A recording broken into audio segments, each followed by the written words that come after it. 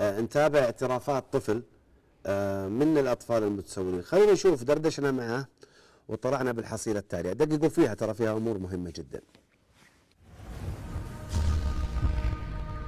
كم لك تشتغل في التسول؟ والله قد لي سنة وشهرين. أنت جاي مع عائلتك ولا لوحدك؟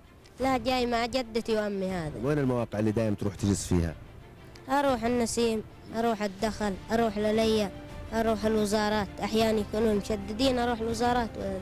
من يوديك ويجيبك؟ ها؟ والله أخذ رامزين بس، ونبوك أنا وجدتي. كم دخلك تقريبا في اليوم؟ والله 200 300 400 كذا. المجموعات هذول كيف يتم توزيعهم؟ بس هو ما يطلع، يقعد في البيت ويستلم الفلوس ويرسلها لنا اليمن. أنت إيش فائدتك من الموضوع هذا؟ ولا فائدتي ولا شيء، فائدة إنهم يعطون بس أبوي شوي نص كذا. نص؟ إيه. والباقي لك؟ والباقي لهم ولجدتي بس، ونتوزع. والحمد لله سوينا دكان في اليمن. طيب بالنسبة أنت تقول في ناس مجموعات وفي ناس لوحدهم، المجموعات كيف يتصرفون؟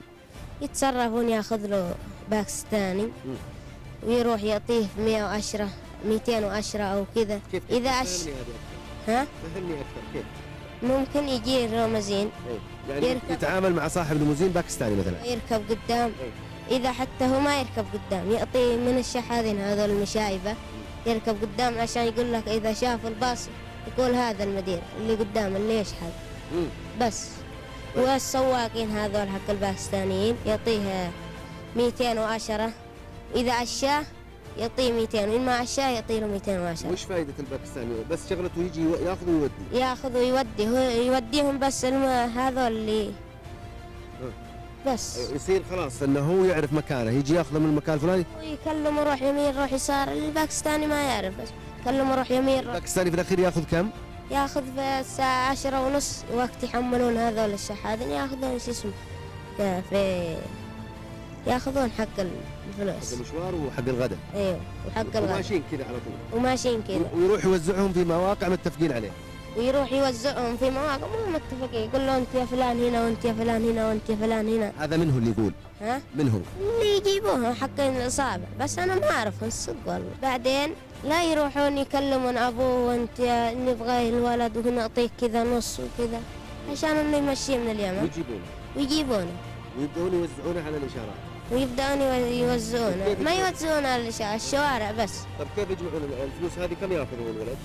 الفلوس ولا ياخذوا، إذا حصل ممكن الأطفال هذول ممكن إذا حصل 100 بالنص على 50 يتقاسمون، ونحصل زيادة على النص بس. طيب ويضمن سكنهم وأكلهم وشرب؟ سكنهم وكل شيء. أنت كم مرة مسكت وكم مرة ترحلت وكم مرة رجعت؟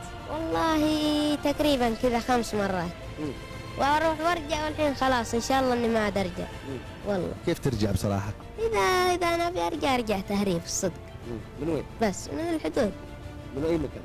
فيه من الخوبة، وفيه من شو اسمه أبو أريش، وفيه من. طيب ومن يوصلك؟ من يجيبك للرياض؟ معربين، أهم شيء عندك يكون فلوس بس. كم تعطي؟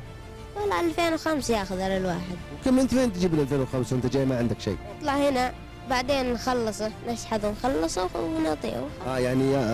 يعني يضمن حقه، تقول له أنا بعطيك تسدده، وتسدده في خلال كم؟ أسدده كذا مع كل واحد ورزقه، كم محصل أعطاه. يعني تقريبا يعني بعد كم يوم؟ بعد كذا ممكن تجي بعد 5 أيام 10 أيام كذا. في اليوم يقع 200 300 400. تجي أنت من اليمن دايركت، عندك مكان معروف تسكن فيه؟